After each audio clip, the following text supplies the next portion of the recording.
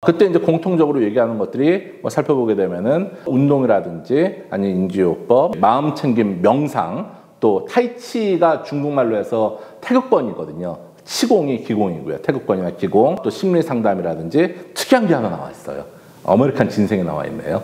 이게 뭐 우리나라로 말로 바꾸면 홍삼이잖아요. 물론 이 유방암 환자분들이 홍삼을 먹게 되면 에스트로겐과 관련된 효과 때문에 오히려 좀 호르몬 양성 환자분들한테는 좀 안 좋을 수 있다는 얘기도 있긴 하지만 전반적으로 암 환자의 피로를 개선하는 데 있어서 일단 미국 사람들이 그 얘기를 하는 거예요.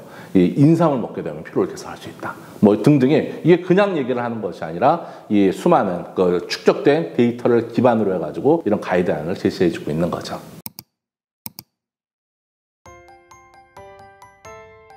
예, 교수님, 과학적으로 검증된 통합암치료의 대표 사례가 좀 궁금하거든요.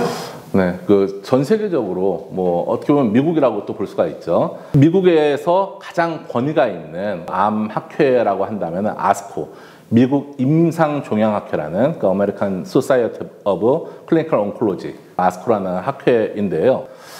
ASCO에서 침치료에 대한 뭔가 가이드라인을 제시한다. 생각이 얼핏 이렇게 매칭이 좀 잘 안 되시죠. 근데 이 미국 임상종양학회하고 통합암학회하고 연합을 했습니다. 콜라보레이션을 해가지고 매년마다 암 환자의 증상 하나에 대해서 단계적으로 그 임상 가이드라인을 제시를 하고 있어요. 그래서 2022년부터 시작을 했거든요. 2022년도에는 암 환자의 통증에 침이나 기공이나 요가나 이런 등등이 어떤 효과가 있는지 거기에 대한 근거면 공고 수준에 대해서 발표를 했어요. 사실은 우리나라의 모든 전 세계의 모든 종양학자들은 이 ASCO에서 발표한 가이드라인을 따르기 때문에 엄밀히 말하면 우리나라에서도 침치료나 기공이나 등등에 대해서 암 환자들한테 시행을 해야 되는 거거든요. 근데 아직까지는 조금 좀 덜 알려져 있는 부분이고요. 23년도에는 암 환자의 암 환자들이 또 이제 많은 이렇게 피곤함을 느끼시는 경우가 많이 있으시잖아요. 그리고 또 불안 우울 증상. 또 올해는 불면 암 환자의 아까 이제 불면 얘기하셨었는데 이런 것들에 이러한 통합적인 치료를 통해 가지고 얼마만큼의 효과를 가지고 있는지에 대해서 굉장히 과학적인 접근을 하겠죠. 그러니까 전 세계 표준이 될 거 아니에요. 그래서 여기 나와 있는 가이드라인은 분명히 과학적인 것이다 라고 얘기를 할 수가 있습니다. 그렇지 않으면 이 사람들이 실어주지 않을 거 아니에요. 또 수준 높은 학술지에 게재가 되기도 하고 결국 우리가 참고할 수 있는 이 가이드라인을 만들어 가지고 이 진료 지침을 만들어 가지고 그 진료 지침대로 우리가 따라하는 것이 사실 의학에 있어가지고 굉장히 높은 수준의 실현이거든요. 따라서 우리나라에서도 이런 통합 암 치료에 대한 그 가이드라인도 점차 확산이 돼가지고 환자분들이 그 수혜를 좀 이렇게 입었으면 하는 그런 바람인 거죠.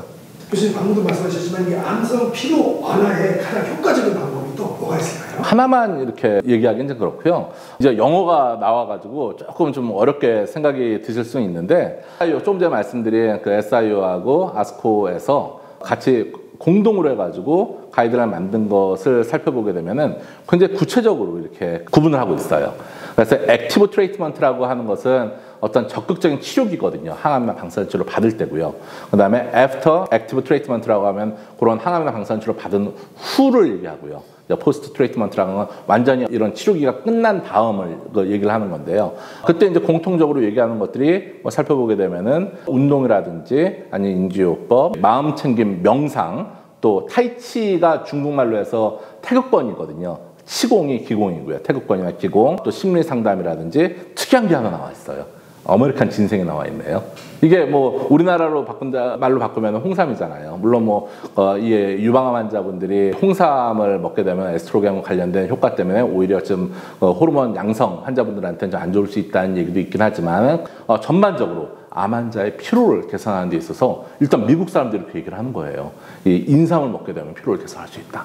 등등이 이게 그냥 얘기를 하는 것이 아니라 이 수많은 축적된 데이터를 기반으로 해가지고 이런 가이드라인을 제시해주고 있는 거죠.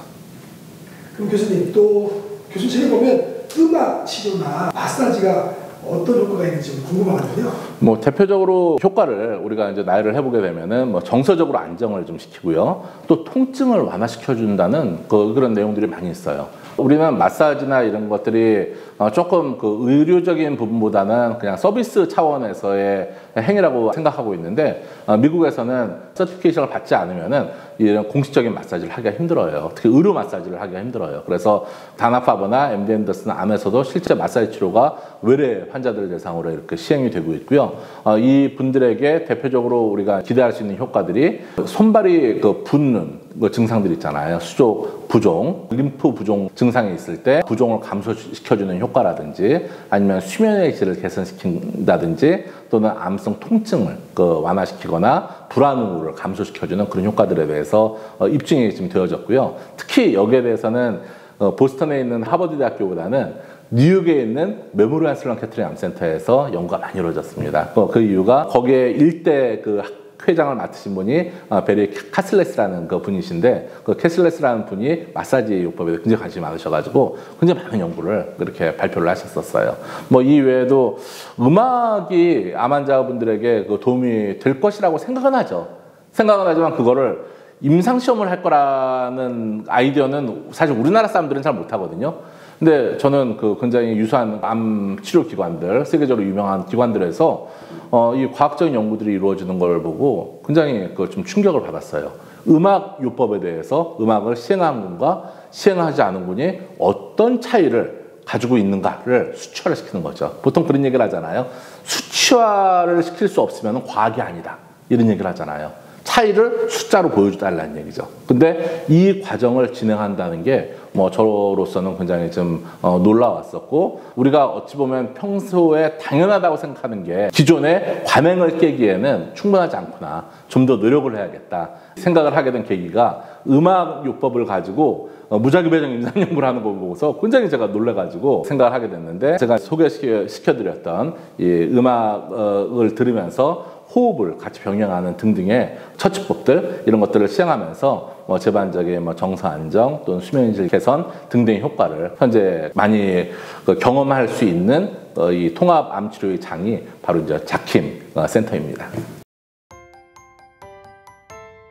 네, 보통 항암 치료를 받게 되면은 깜빡깜빡 잊어버리는 증상들이 더 잘 발생을 하고, 또 멍한 느낌을 가지고 있고, 내가 평상시에는 이렇게 둔하지 않았는데 왜 기억이 잘 안 나지? 이렇게 반응이 느리지? 라고 호소를 하시는 그런 환자분들이 많이 있으세요. 근데 이분들에게 침치료나 또는 이제 명상이나 운동, 또 이제 인지훈련이라고 하죠. 뭐 대화형 등등에 있어서의 이런 치료를 하게 되면은 이런 캐모포그, 인지장애 증상들이 굉장히 많이 개선된다는 연구들이 많이 있는데, 이것을 우리나라에서도 하버드 대학교에 근무하고 있는 밍샤오 양이라는 연구자가 있습니다. 그래서 대한암한의학회, 제가 이제 현재 회장으로 있는 학회인데, 저희가 하버드 대학교랑 공동 세미나를 좀 주관을 했어요. 그때 줌으로 해가지고 캐모포그, 어떤 통합 암치료법이 얼마만큼의 근거 및 권고 수준을 가지고 있는지, 지금까지 전 세계적으로 이루어진 연구들에 대해서 종합을 해가지고 발표를 이렇게 해줬습니다. 이 밍샤오 양이라는 사람도 마찬가지로 중국 출신이고, 뉴욕에 있는 메모리얼 슬런 캐터링 암센터를 거쳐서 하버드 대학교에 이제 강사로 재직을 하고 있는 젊은 연구자인데, 이 통합 암 치료에 관련된 수많은 좋은 연구들을 통해 가지고 각종 학술대회에서 최고 대상을 수상하기도 하고 적극적인 이 연구 활동을 보여주는 젊은 학자고요. 이런 좋은 연구자들이 점점 더 많이 나온다고 한다면은 아마도 이런 통합 암 치료의 활용 범위가 더 넓어지고, 또 환자들의 삶의 질 또한 그만큼 개선되지 않을까 생각을 합니다.